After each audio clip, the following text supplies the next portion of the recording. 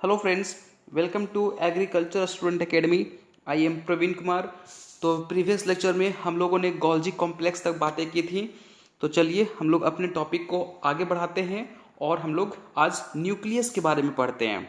ठीक है, इसका भी पीडीएफ आप डाउनलोड कर सकते हो। आपको जाना है डिस्क्रिप्शन बॉक्स में और हमारे पीडीएफ को डाउनलोड कर लेना है। और हाँ, आप नोट्स को प्रॉपर रिवाइज करो। ठीक है ना। तो चलिए हम लोग अपने टॉपिक को स्टार्ट करते हैं। देखो, सबसे इंटरेस्टिंग बात जिसको आपको याद रखना है और यहाँ से क्वेश्चन पूछा गया है, ये 3 पॉइंट कहीं ना कहीं पूछा गया है। ठीक है, देखिए, न्यूक्लियस जो है उसकी डिस्कवरी रॉबर्ट ब्राउन ने की थी। ये पॉइंट आपको याद रहेगा।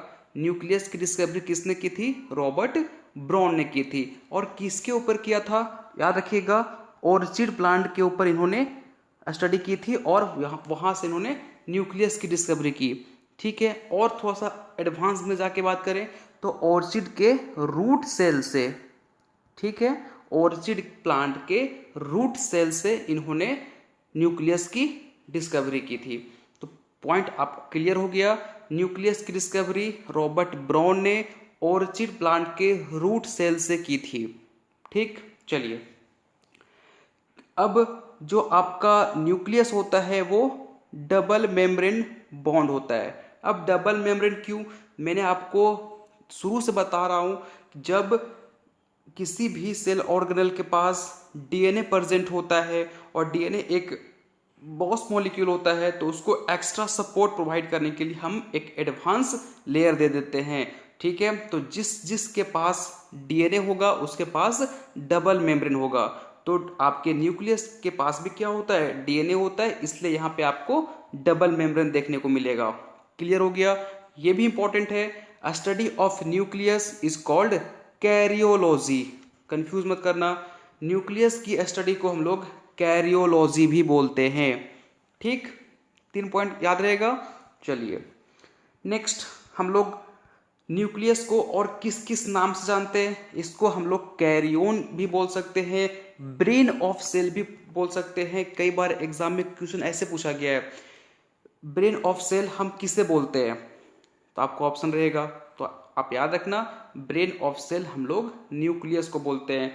इनफैक्ट हार्ट ऑफ सेल भी बोलते हैं, कंट्रोलिंग सेंटर ऑफ सेल भी बोलते हैं न्यूक्लियस को। क्यों? क्योंकि इसके पास डीएनए है और डीएनए एक बॉस मॉलिक्यूल होता है और ये पूरे सेल को कंट्रोल करके रखता है।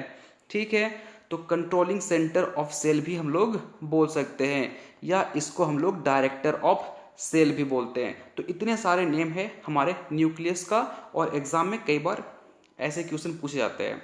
ठीक है, याद रहेगा। चलिए नेक्स्ट, फंक्शन ऑफ न्यूक्लियस देखते हैं। न्यूक्लियस की क्या क्या फंक्शन है?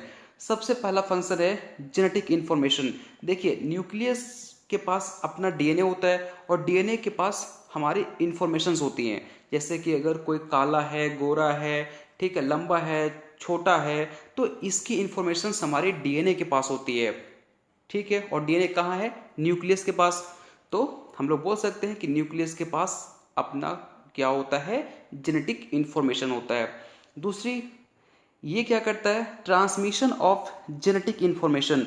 अब जो जेनेटिक इंफॉर्मेशन इसके पास है, इसको ये क्या करता है? ट्रांसमिशन करता है। जैसे अपने पेरेंट्स से ऑफ स्प्रिंग में ट्रांसमिट कर दिया। ठीक है, तो ये क्या करता है? जेनेटिक इंफॉर्मेशंस को ट्रांसमिशन करने में भी इंपॉर्टेंट रोल प्ले करता है। नेक्स्ट फंक्शन क्या है? Control of metabolism. ये हमारे मेटाबॉलिज्म को भी कंट्रोल करता है।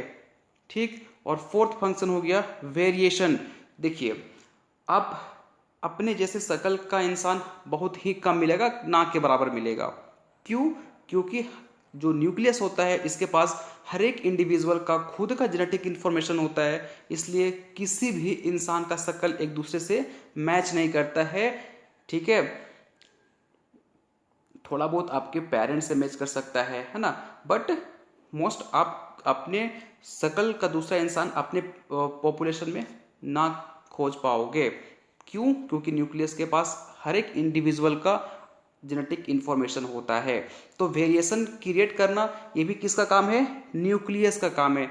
दैट्स इट, आपको इतना ही पढ़ना है बस।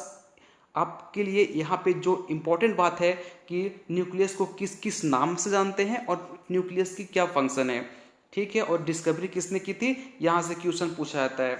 चलिए, थैंक यू सो मच, छोटा टॉपिक था।